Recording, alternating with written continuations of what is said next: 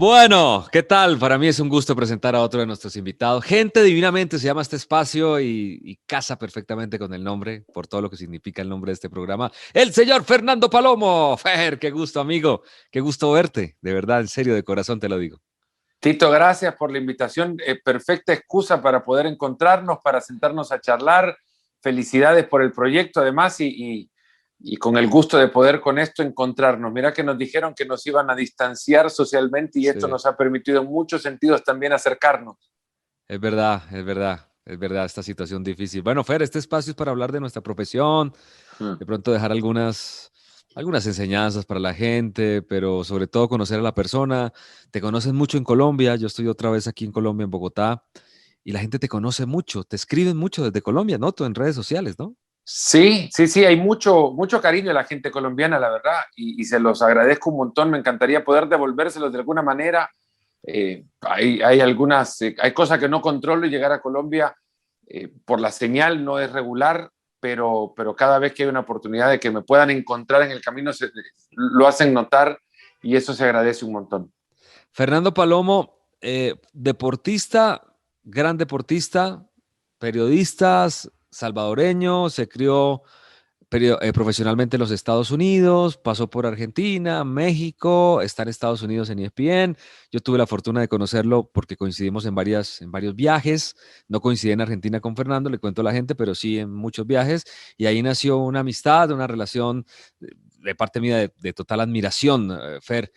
La gente quiere saber un poquito más de tu carrera. A grandes rasgos la conté. Esa es más o menos tu vida profesional. Fuiste un gran deportista, me contaron también por allí, ¿no? Y averigüé, obviamente. No sé si deportista, pero sí apasionado, muy apasionado. Viví con sueños que todavía me siguen apareciendo y que creo alimentan mi vida, mi razón de ser. El sueño del deporte es en lo que a mí me construyó mi tiempo libre antes de las distracciones de las redes sociales o la distracción de la tecnología.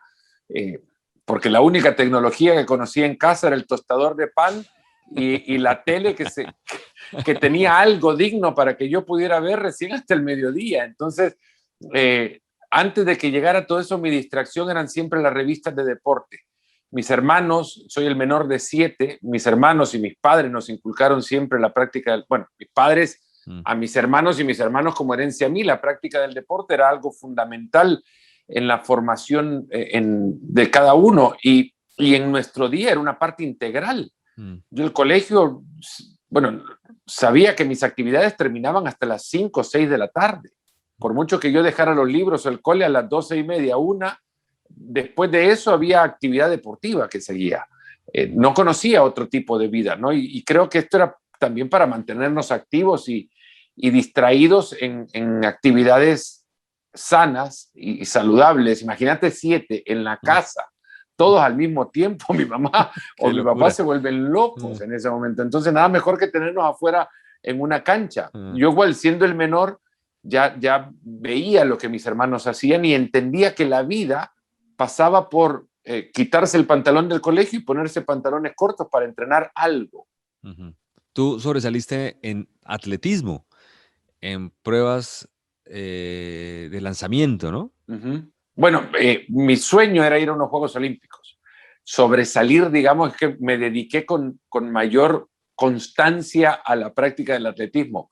Eh, Fui el más lento, el más débil, el menos hábil, pero el más apasionado. Y esto me llevó a ver a compañeros del colegio que eran mucho más aptos para los deportes y que les salían las cosas naturalmente y que no tenían que hacer ningún esfuerzo. Y decía, pucha, tengo que hacer más esfuerzo que ellos para poder competir a la par de ellos o querer superarlos. Entonces, la pasión por querer ser bueno y sobresalir me llevó a entrenar mucho.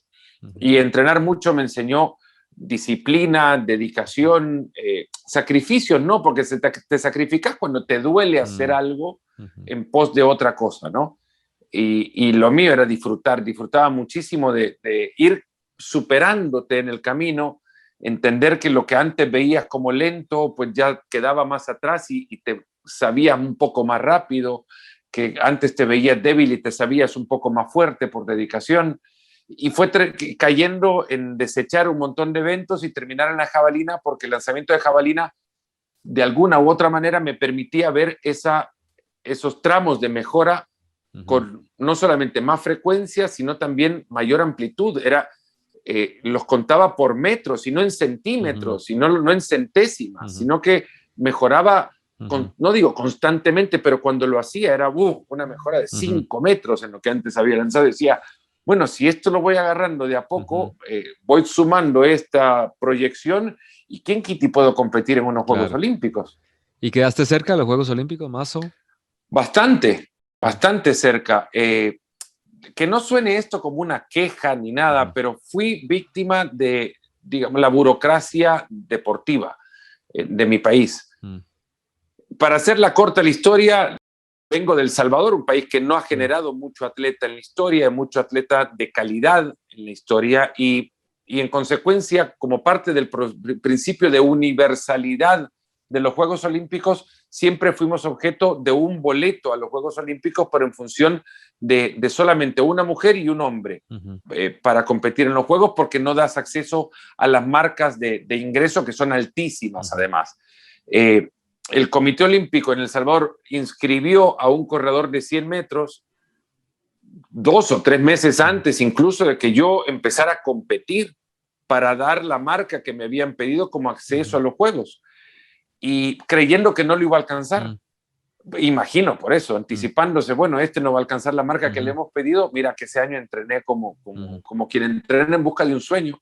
Conseguí la marca, pero no desinscribieron al atleta que ya habían, con el que ya habían adquirido un compromiso. Entonces me quedé fuera de Atlanta 96.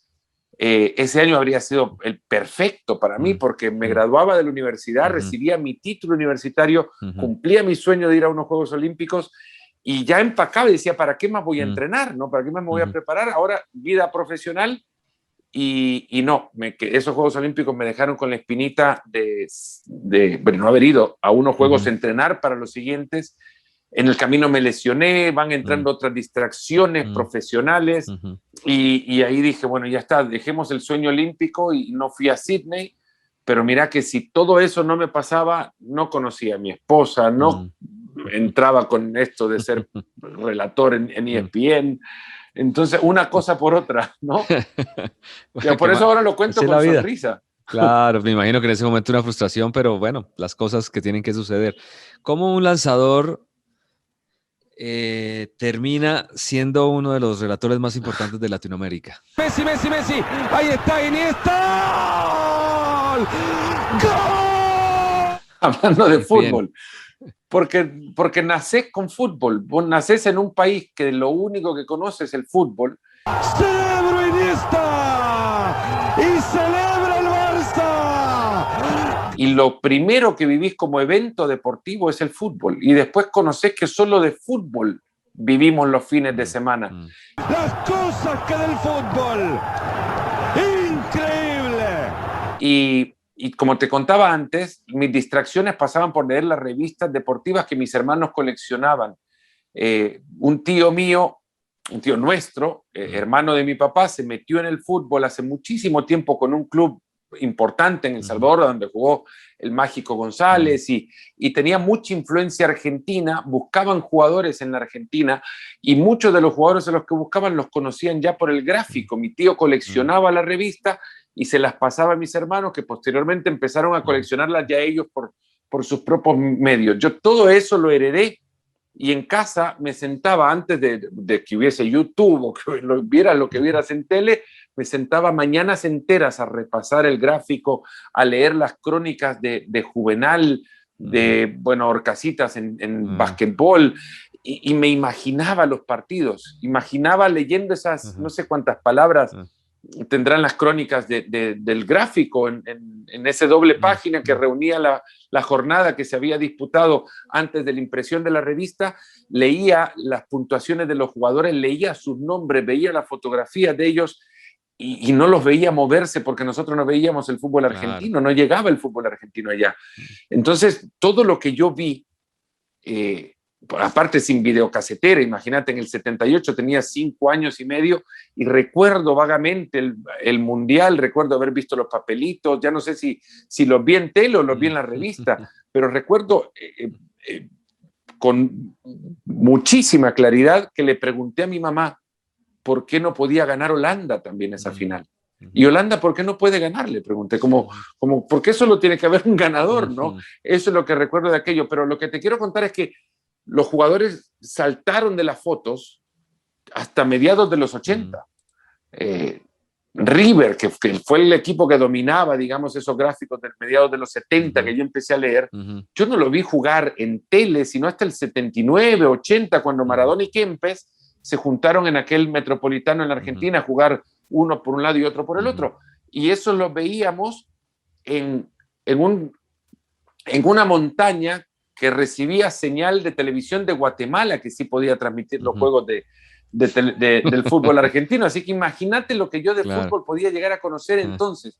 Cuando empecé a ver a aquellos jugadores que saltaban de la fotografía, me emocioné. Cuando fui a Buenos Aires a trabajar, lo primero que quise era pasar por el Monumental, porque crecí leyendo infinidad de veces las revistas del gráfico para Argentina 78. Vos te apropiaste del fútbol argentino a través del gráfico y de tu imaginación, porque le diste movimiento gracias a tu imaginación. Bueno, y hacían algunos dibujitos, diagramas que dibujaban las jugadas de gol y luego las veía reflejadas en la fotografía y te imaginabas el antes y el después de la foto. Y eso es muy rico. Creo que esa generación no fue privada de nada, al contrario, fue inyectada con una capacidad para la imaginación brutal, que por fortuna tuvimos la posibilidad de vivirla. Sí, no había pensado en eso, qué maravilla, nos tocó imaginarnos mucho porque no se transmitía, ahora se transmite todo, hay cámara, nos están grabando, estamos en el Gran Hermano, porque cualquier cosa pasa en una esquina y lo sabemos. Fer, ¿cómo llegaste a ESPN? Bueno, llegué por creo que la ingenuidad de quien ve que lo imposible solo existe hasta que se intenta. En algún momento, yo empecé en El Salvador en el Canal 4, por esto mismo de mi pasión por los deportes y demás, me fui acercando con ganas de mostrarles información que yo tenía de distintos deportes. Los Juegos Olímpicos de Seúl los transmitieron y me abrieron la puerta para servir algo así como de asistente de producción y me enseñó el mundo de la tele.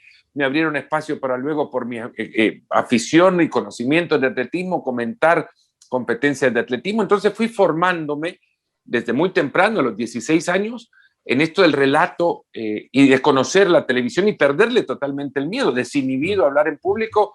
Lo hice desde muy chico con gente mayor y digamos, llegué a practicar o a ponerlo en práctica en la televisión a muy temprana edad. Entonces, trabajé desde muy chico en la tele y me fui desarrollando, pero entendiendo que para mí era un hobby, un lugar en el cual encontrar un espacio para hablar de deporte, que era lo que tanto me gustaba y que primero que no me interrumpieran y que me hiciera caso alguien, ¿no?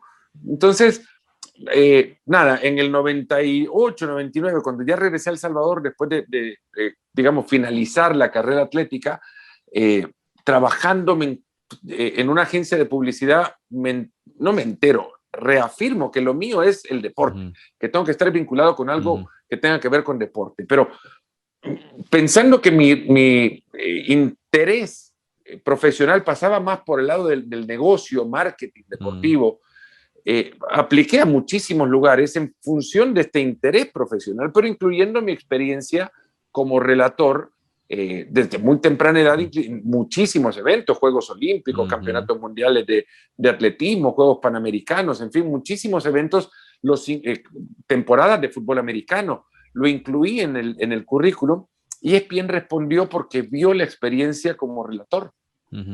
Y en ese momento necesitaban relatores de fútbol americano. Así que me llamaron por teléfono, me preguntaron si podía viajar a Estados Unidos, si estaba interesado en una entrevista. Claro que sí, que si tenía posibilidades de vivir en Estados Unidos, o no posibilidades, sino algún impedimento, quizás compromiso personal. Ninguno, yo estaba dispuesto y me dicen, bueno, mándanos por favor tu demo a tal y tal dirección. Yo pensando, ojo, que acá lo que acaban de hacer es, lo que ellos vieron fue la parte de relator del currículum, no el Claro. interés de entrar al área de negocios y marketing. Ajá. Entonces les mandé el demo y a los 3 días me respondieron, queremos invitarte a hacer un casting, una audición, Qué y lindo. así. O sea, Es que la sensación, ¿no? O sea, me mira, imagino no la existe emoción. la suerte, es cuando la suerte existe, sí, pero la suerte es cuando se te juntan la oportunidad y la preparación. y la preparación. Mm. Yo en ningún momento les dije que no estaba ni preparado y que quería aceptar la oportunidad. Cuando hice el casting, 15 minutos duró, pararon y así inmediatamente la sesión.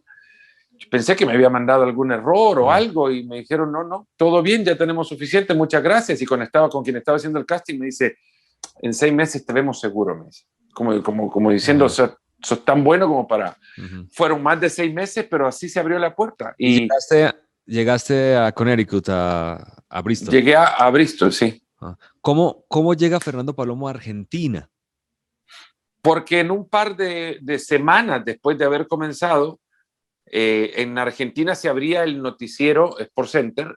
Esto fue en agosto del 2020, del año 2000, perdón, y ya quisiera, en agosto del año 2000, y 3 meses después arrancaba SportsCenter. Yo no conocía absolutamente nada de que este proyecto estuviese por arrancar, pero intuyo la necesidad de encontrar una voz neutral, con posibilidad de moverse, sin necesidad de hacer muchos cambios personales, que agarrara maletas y se fuera. Mira, nunca, Tito, entendí, me cuesta mucho decir que no.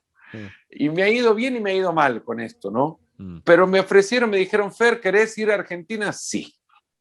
Entonces dije que sí en ese momento y te juro que cuando llegué a Buenos Aires y en el Clo, no sé si te acordás de Clo. Claro, Clo Almide. Exacto, saludo si escucha, cuando escuche. Me dice, bueno, Fer, vamos a ir a hacer un tour de apartamentos. Ahí me agarró y me dio vuelta el chip y dije, ojo, que acá me parece que la movida es que me mude para Buenos Aires, no que venga solamente así en eventualidades Y así cayó la idea. Viví 3 años maravillosos en Buenos Aires. Imagínate con toda la influencia que yo tuve creciendo del diario El Gráfico, de la revista El Gráfico y del fútbol argentino y el deporte argentino en general. Estar ahí para mí fue como completar no solamente un círculo, sino también proyectar eso a un nuevo escenario. La preparación con profesionales con los que vos tuviste la posibilidad de estar, en todos sentidos, en áreas de producción. Conocí gente con la que todavía creo mantengo una relación de amistad, con la que me puedo sentar a charlar de cosas personales, verdaderos amigos, de verdad. Profesión al margen, ahí viví años maravillosos.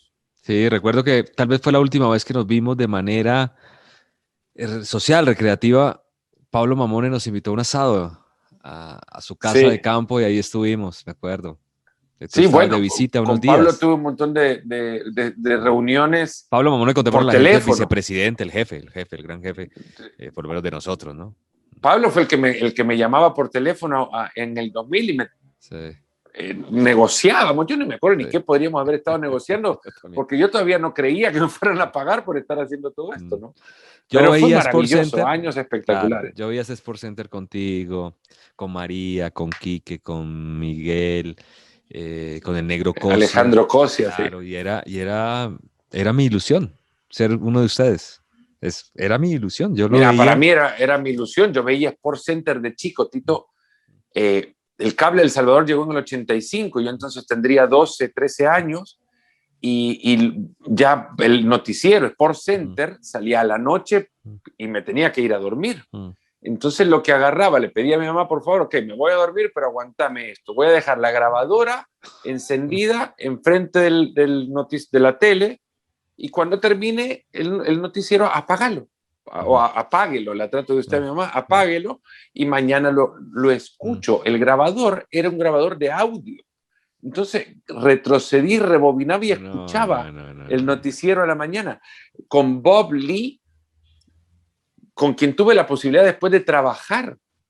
Claro. en el 2008 para la Eurocopa, en el 2012 para la Euro también, en el Mundial 2014, en la Euro del 2016. Y en la Euro del 2016 veníamos regresando de Normandía, de visitar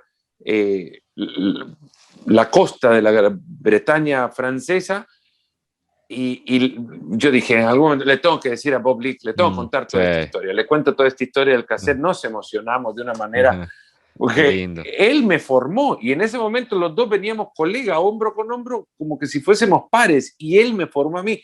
A mí la vida me ha dejado una cosa maravillosa en ese sentido. El relato de fútbol, bueno, te lo confieso, a mí me pasó lo mismo contigo, con Miguel, con todos, cuando los conocí, viéndolos. Yo desde Colombia veía muy lejos la posibilidad de que yo pudiera llegar a un Sports Center. Yo estaba en un canal bueno, grande, como es Caracol Televisión en Colombia, y no había muchas posibilidades. Y cuando me encuentro con ustedes y cuando te conozco en un viaje, ya soy un poquito, ¿qué te digo? Tímido, no me iba a lanzar, pero para mí era muy importante conocerte, te lo digo ahora. Y estaba muy gracias, atento. Tito. Y yo creo que nos conocimos fue en Sudáfrica, creo yo, que fue la primera vez que tuvimos contacto en el Mundial de Sudáfrica, y trataba de aprender, y yo llevaba un libro y yo te diste trataba de cuenta darte que no había mucha, mucho, ¿no? claro, te daba mucha data para dármelas de que yo también podía ser como ustedes, y bueno, fue muy lindo conocerte en ese Mundial. El relato de fútbol, cómo llega, me imagino que hay una influencia grande por Argentina, uno de tus ídolos era Kempes, y termina siendo tu comentarista, hay una cantidad de cosas ahí espectaculares. Eso es increíble. El relato de fútbol llega por también creer que uno puede entrar en un territorio. En El Salvador nunca busqué la puerta de entrada para el relato de fútbol. En El Salvador nunca relaté fútbol. Relaté eventualmente o casualmente cuando en eventos multideportivos de repente caía un partido de fútbol en medio de una competencia de natación y una de gimnasia. Y estaba relatando unos Juegos Panamericanos y relataba algún partido de fútbol, pero no tenía la aspiración de ser relator de fútbol, porque en El Salvador, y tampoco veía ESPN como algo cercano, ni mucho menos. En El Salvador como que veía la puerta muy cerrada y no quería convertirme en uno de los que ocupaban el lugar del relator de fútbol o de periodista de fútbol en ese momento. Conociendo quienes lo hacían, respetándolos mucho, pero no quería ocupar un lugar. Y la puerta se abre cuando, después de estar en Argentina 3 años viviendo en Buenos Aires, me voy a México a conducir el noticiero también con otros grandes compañeros, Ciro Procuna, Beto Murrieta, Jorge Eduardo Sánchez, muchos grandes profesionales me llevan a conducir el Sports Center allá, y allá noté que había un espacio que podía ocupar en el fútbol. Quizás no me atreví a hacerlo en Buenos Aires, aunque en Buenos Aires llegué a comentar algunos partidos de fútbol de la Liga Española y relatar alguno también, pero no me atreví a pedir con el espacio. En México me llegó la oportunidad y lo pedí. Y empecé a relatar sin creer tener una formación de una única influencia, sino más bien construido por el relator estadounidense que se preocupa mucho por la formalidad y el compromiso con ser descriptor de la acción, con mucha influencia del relator sudamericano que se preocupa por ser el conductor de la emoción y tratar de entremezclarlos. A lo largo para Alexandro, lo mete de primera, Higuaín la baja de pecho, toca para Mandzukic, otro pecho, ¡golazo! Nunca ser más que el evento en sí, pero tratar de entremezclar la correcta presentación de un partido según el modelo estadounidense o de la televisión deportiva, y nunca perder eso que nos convierte a nosotros en distintos por el grado de emotividad con el que vivimos el fútbol o los deportes en general. ¡Super Mario Mandzukic! 1-1. Y tratar de hacer una mezcla perfecta. No sé si existe la mezcla perfecta. La búsqueda de ello sí creo que existe, y eso es lo que en cada partido trato de entregar. No en todo se puede. Yo soy muy exigente conmigo mismo, extremadamente exigente, y salgo de, no sé, 9 de cada 10 partidos salgo, 10 de cada 10 partidos salgo pensando que en algo fallé. Sí, Me martirizo mucho. Ayer, por ejemplo, antes Sí. de ayer, un partido de Champions, y dije, no, porque va a poner su nombre en el sorteo del viernes. Me quedo haciendo cuentas, pues el sorteo no es este viernes, es el próximo. Eso me mató la transmisión para mí. Sí, Ya con eso digo, bueno, esta no vale. Busquemos la siguiente. En la siguiente lo vamos a hacer bien. Está bien, la exigencia está siempre muy bien, pero por ahí un viejo relator de acá me decía, en el relato, como hay tantas cosas y uno habla tanto, hay que tratar de equivocarse lo menos posible, porque la única constante en el ser humano es la equivocación, es el error, entonces bajarle el número, pero siempre hay una cosita ahí. Y Bueno, ¿sabés quién me formó? Tito Andrés Salcedo. semejante crack, Andrés. Que Seguramente va a ver veía. esto, Andrés. Ojalá, me encantaría. Es más, lo llamé, le escribí hace mucho tiempo porque le quería hacer un podcast. Y me pidió tiempo porque estaba medio aturdido de tanta solicitud que le estaban haciendo en ese momento y se ha pasado, no lo voy a dejar pasar mucho más tiempo para volver a contactarle, pero yo consumía muchísimo del fútbol alemán de aquel entonces. Trastel. Sí. ¿Cómo le ponía apodos el gran Andrés Salcedo? ¿No? Mi gajita Litvarsky, cuando me tomé foto con mi gajita Litvarsky, no conocía que su nombre era Pierre, imagínate. Claro. Para mí mi gajita era su nombre propio. Sí, Andrés un crack. Eventos, partidos, situaciones especiales. No sé, yo cuando estaba en la final de Champions haciendo el programa y yo tenía al patrón Bermúdez y miraba y veía a Quique y a Miguel, a ti y a Mario, y allá estaba Vincent Lizarazu y por ahí pasaba Maradona en una final de Champions. Yo decía, yo me puedo morir ya y quedé feliz. O sea, no sé si a ti te pasaba lo mismo, llegar a ese nivel de relatar el partido que está viendo todo el planeta. No sé cómo lo tomaste, cómo lo asumiste, lograr ese lugar. No te quiero decir que es un partido más, pues no son un partido más. Son, para mí, cada posibilidad de entrar en un estadio y relatar ese partido, contar las historias de ese partido. Nunca me pongo a pensar en en cuántos lo están viendo, sino quiénes. Me acuerdo en Milán, en el 2016, se casaba uno de mis mejores amigos. Obvio, yo no podía estar.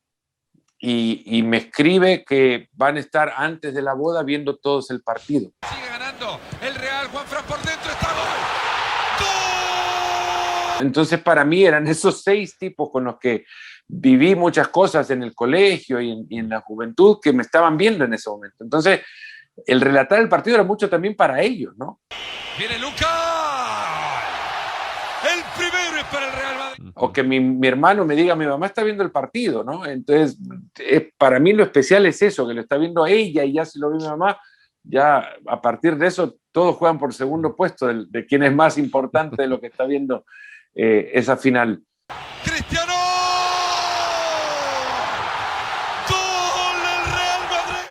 Mi interés a la hora de vivir esos partidos es entregar la mejor información posible, contar las mejores historias, hablar lo suficiente para que al final no arruine nada de lo que en realidad tiene que ser más importante, que es el partido. Y a partir de ahí... ¿Hubo alguno especial en el recuerdo? ¿Partidos? Sí. Uf, yo creo que partido completo, bueno, no creo que lo haya hecho todavía.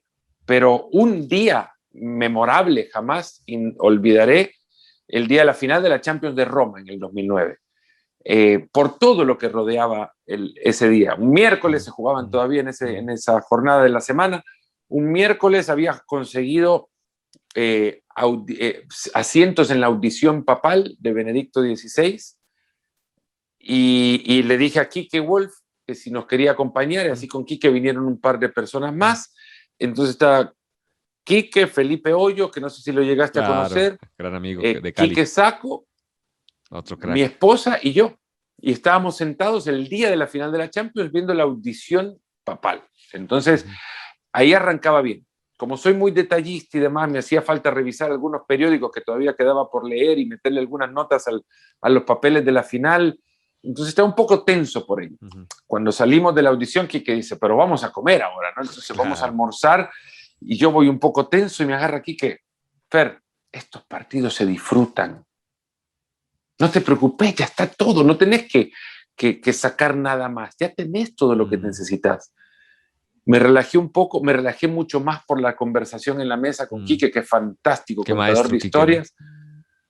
Terminé maestro. eso y dije, ya está, vámonos al estadio, que los papeles los llevé, no los abrí nunca, disfruté la final y la vi. No veo muchos partidos de los que he relatado.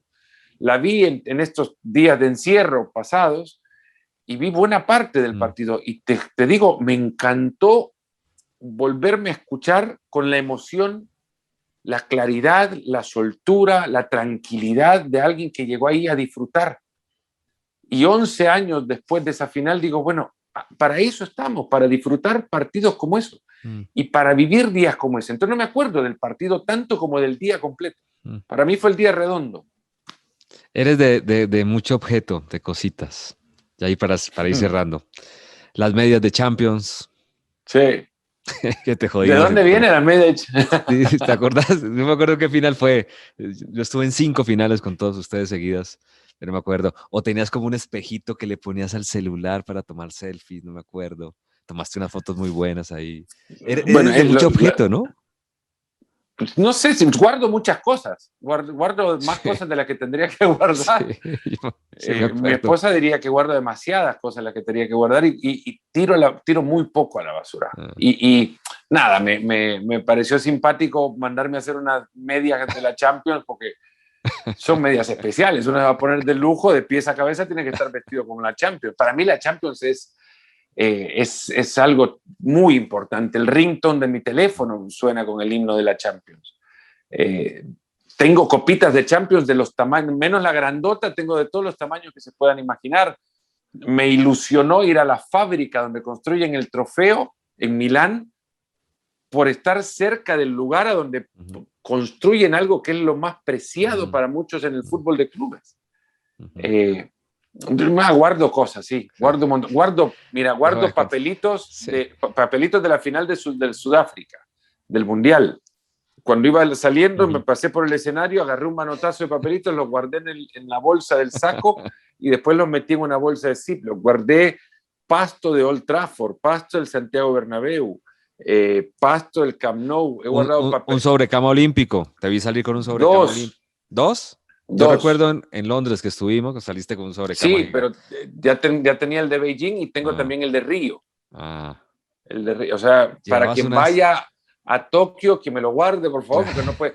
3 no es colección, 4 quizás. Después llevabas como una valla, algo así de los Olímpicos de Río también. Y yo, sí, pero esa no viajó. Esa se quedó. Esa me la regalaron, igual me la regaló un disfraz de alguien que entró vestido de limón a la ceremonia de clausura. No, guardo. Lo que la gente ve al pasar así, yo lo levanto. Servilletas, lo que se te ocurra, números de los deportistas, los números que se ponen los atletas. ¿Y ya hiciste tu museo de objetos valiosos? Porque son objetos valiosos. Va en camino. No hay lugar para poner, no hay lugar, no hay lugar que me dejen alquilar para poner semejante cosa. ¿No? Pero creo que sí puede venir el museo virtual de cositas. Claro, tomar fotos y armar una galería. Bueno, ahí lo que ves, por ejemplo, Antorcha de Río. Sí, yo estaba mirando mucho eso porque te conozco. Esta de acá es de Barcelona 92. Ah, mira. Te conozco, eres un coleccionista. Sí. Fer, mil gracias. Sé que estabas muy ocupado en la jornada de hoy, trabajas mucho, trabajamos incluso más desde la casa. Un fuerte abrazo, Mario, a toda la banda. Una empresa maravillosa que duré una década y hice grandes amistades como la tuya y siempre le doy gracias a Dios por permitirme conocer personas como Fernando Palomo. Un fuerte abrazo, te quieren mucho en Colombia y bueno, pronto ojalá puedas venir. Ojalá y pronto, Tito, nos encontremos de nuevo. Te aprecio un montón, lo sabes, y guardo con mucho cariño una conversación que tuvimos en un café en Milán, después, no me acuerdo si fue de la final o no, pero la manera en la que externás tus conocimientos sin problema alguno, sin el egoísmo que suele prevalecer en esta profesión, eso es admirable y reconozco que sos de los grandes amigos que te deja este trayecto. Un gran abrazo, de verdad. Un fuerte abrazo, el cariño es mutuo, Fer. Saludos a la familia y que estén muy bien.